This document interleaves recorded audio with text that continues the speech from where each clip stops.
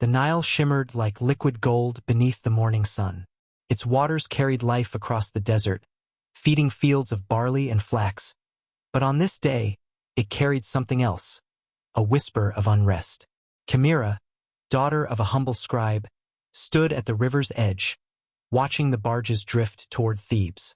She was only 17, but already she had learned that Egypt was not as eternal as its monuments claimed. Pharaoh Amenhotep III, ruler of the two lands, was said to be the living sun, yet sickness whispered through the palace walls. Priests muttered of omens in the stars. Chimera's father, Neferhotep, had always told her, "Ink is the breath of eternity." He had taught her letters on scraps of papyrus, secrets meant only for scribes. Most girls were taught to weave, but Chimera wrote. Her hand moved swiftly across the reed pen, recording not just words but the life around her. That was how she came to write the name of a man who would change her fate forever. The temple of Karnak breathed incense and shadow. Columns rose like stone forests, carved with prayers to Ammonius, Lord of creation. Chimera often came here with her father, who copied hymns for the priests. On that day, as she carried his scrolls, she noticed a man kneeling by the sacred lake. His robe was simple, but his bearing was not. He had the lean strength of a warrior, yet his gaze was fixed on the water as if searching for something lost. Their eyes met briefly. He looked startled, as though she had caught him breaking a law. Then he vanished into the temple's shadowed halls. Later, she asked her father who he was. Neferhotep frowned. "That is Akhenaten, son of Pharaoh. But keep your distance, child. He is different." Different. That word lingered in her thoughts. Days later, Chimera saw him again. This time he approached. "You carry the scribe's hand," he said, his voice quiet but commanding. "Not common for a woman." "My father taught me," Chimera replied carefully. "Words are not forbidden to me." He studied her, then smiled faintly. Perhaps not forbidden, but dangerous. She should have turned away. Yet something in his tone compelled her. She asked, "Why were you alone by the sacred lake?" Akhenaten's gaze drifted toward the sun above the temple. "Because I no longer hear Ammonius' voice in these walls. I seek a god older, purer, the one who rides in the sun's disk." Chimera felt a chill.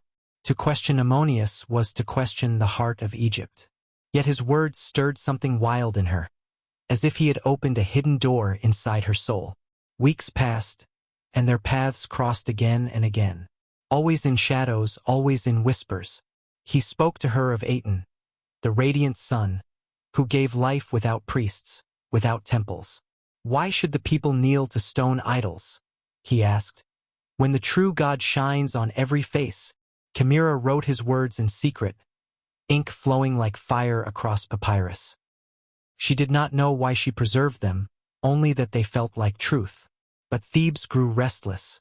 Rumors spread of Pharaoh's illness, of rival priests clutching power. And always, the name of Prince Akhenaten whispered like a forbidden prayer. One night, as the moon hung pale over the Nile, Akhenaten came to her father's house in secret. Neferhotep froze when he saw the prince at their threshold.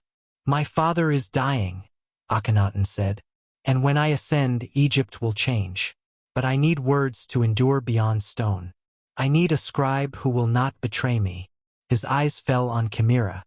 "Will you be that scribe?" Her father's hand trembled. "She is only a girl," but Chimera answered before he could finish. "Yes." The palace of Thebes was a labyrinth of gold and shadow. Chimera walked its halls with awe, carrying her writing tools. Few noticed her, fewer cared. She was only a scribe's daughter, a shadow in the court. Yet behind closed doors, she recorded the prince's hymns to Aten. His words poured like sunlight. "You rise, O radiant Aten, filling the land with your beauty. Every heart beats because of you. Every creature lives by your breath." Chimera's hand ached from writing, but her spirit soared. In those moments, she felt she was not just preserving words. She was birthing a new world. But danger grew with every line. Priests of Ammonius watched Akhenaten with suspicion. They whispered of heresy, of betrayal. One evening, Chimera returned to her quarters to find a scrap of papyrus slipped beneath her door. The eyes of Ammonius are everywhere. Beware. When Pharaoh died, the city wailed in mourning. But beneath the grief stirred fear, for his son was unlike any ruler before him. Akhenaten declared that Ammonius' temples would no longer rule Egypt.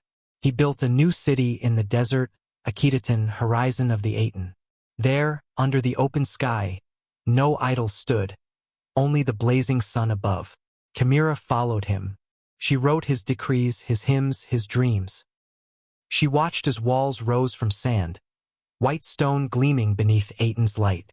But she also saw the shadows. Farmers starved while artisans labored to build the city. Priests seethed in secret, their power stripped away. Murmurs spread that the new god cared little for the people, only for the king's glory. Chimera's heart wavered. Was this vision truly divine, or only madness dressed in sunlight? Years passed. The city of Akhetaten bloomed, then withered. Plague swept the streets. The people grew restless. Even the royal court whispered rebellion. One night, Akhenaten summoned Chimera. His face was gaunt, his eyes fever-bright.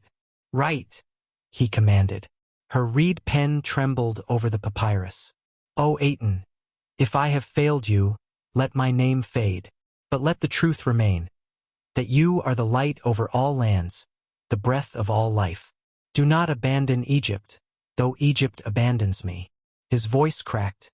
For the first time, Chimera saw not a king, but a man who had given everything to a dream. Days later, Akhenaten was dead. Some said poison, others said plague. His name was struck from monuments, his city abandoned to sand. Chimera fled with her scrolls hidden in baskets of grain. She returned to Thebes, carrying not just words, but a burden. Chimera lived to old age, her hair silver, her hands still ink-stained.